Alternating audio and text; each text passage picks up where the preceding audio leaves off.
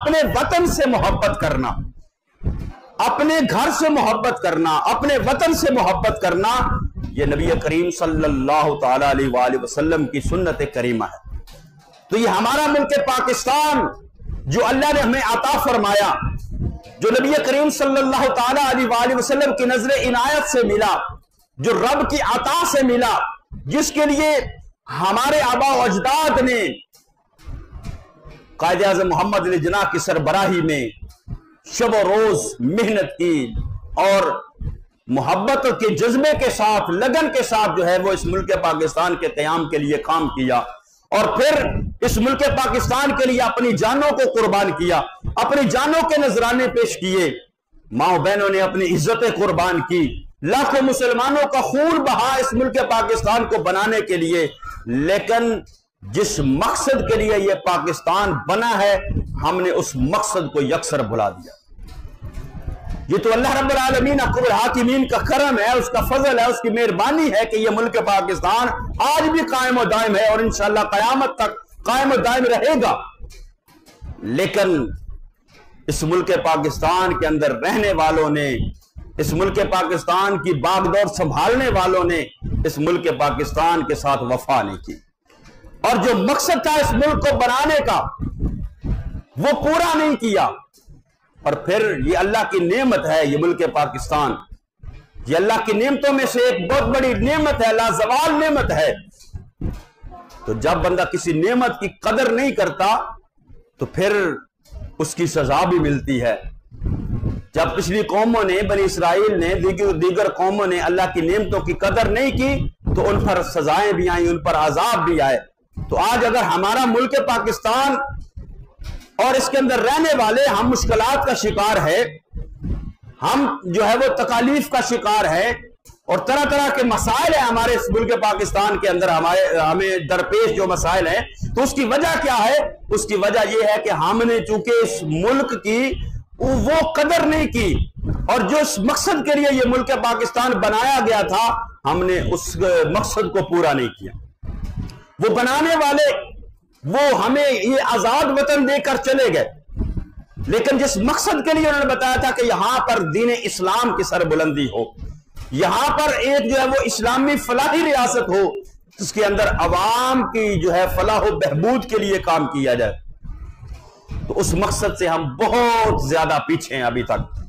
तो अल्लाह रब्बुल आलमीन अक़बुल हाकिमीन हमें अपने उस मकसद को पेश नजर रखकर उसके लिए काम करने की तौफीक अता फरमाए। तो अल्लाह रब्बुल आलमीन अक़बुल हाकिमीन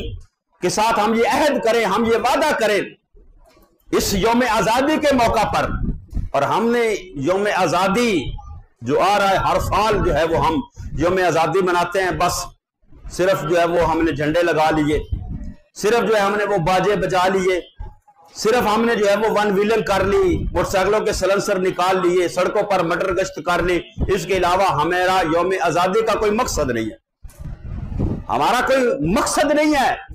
होना तो यह चाहिए था कि इस दिन हम सबसे पहले अपने रब का शुक्र अदा करते कि मालिक तूने हमें ये वतन अता फरमाया है, ये मुल्क अता फरमाया है, हम सबसे पहले तेरा शुक्र अदा करते, फिर अपने उन अकाबरीन का शुक्रिया अदा करते कि जिन्होंने शब रोज मेहनत करके और अपनी जानें कुर्बान करके जो है वो ये वतन जो है वो हमें अलहदा करके दिया है, ये आजाद वतन हमें दिया है। और फिर उन मुसलमानों की कुर्बानियों को याद करते कि जिन्होंने अपना खून बहाया है। वतन मिला है, आजादी है, खुशी का मौका है, खुशी होनी चाहिए, लेकिन साथ साथ जो है वो उन कुर्बानियों को भी याद रखना चाहिए। किसी के घर मैयत हो जाए पटाखे नहीं छोड़ता, तो लाखों मुसलमानों ने अपनी जानें कुर्बान की इस वतन के लिए, तो हम उनकी उन कुर्बानियों को भुलाकर सिर्फ अपनी जो है वो नफ्स को खुश करने के लिए,